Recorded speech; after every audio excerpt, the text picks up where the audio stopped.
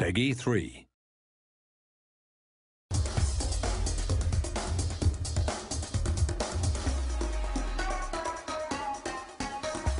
I think there was a lot of limitations in our old collision system. It was very good, but it didn't allow us to do some things that were quite difficult. So a lot of times in FIFA 11 you get a situation where maybe two players are running into one another, and because there's a lot of contacts between those two players, with the old system we had to pick one contact, which meant that we'd get a collision animation that did a great job of showing you that there was a collision, something happened, but maybe didn't take into account every little detail.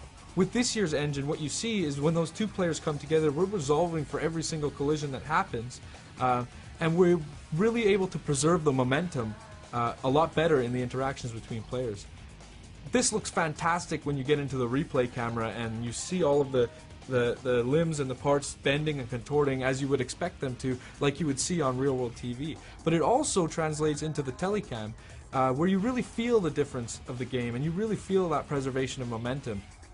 Another benefit that we get is we resolve a lot of our clipping issues in the game this year. In last year's system we didn't actually account for arm collisions at all, and you couldn't really tell in the telecam, but if you went into replay you would notice that arms could sometimes clip through a shoulder or clip through a back of your opponent. Well, this year we're resolving every single collision on every single limb of the players when they interact, and the results are quite astounding. One, you don't actually get the level of clipping that you got in last year's game, but two, you get tons of variety. You don't get these robotic animations in jostling and shielding. You get more of a tussle between the players and a fight for possession that feels more realistic, feels like things that you might see on TV. To illustrate the point about the variety we get, I want to talk about contextual dribble turns. And what this is using the left stick, you could beat a player last year by maybe taking just a 45-degree dribble turn. But sometimes when you would do that, maybe you'd knock the ball by him and that player would stick out a leg trying to tackle you or really be in the way of where you're trying to go after the ball has passed him. So when you add this year's engine on top of the contextual dribble turns, what you get is realistic behaviors, realistic things that you would see on television happening in the game. Like, for instance, a player knocking the ball by a defender, he sticks out a leg to tackle and the dribbler tries to jump out of the way, but he gets caught and he goes down.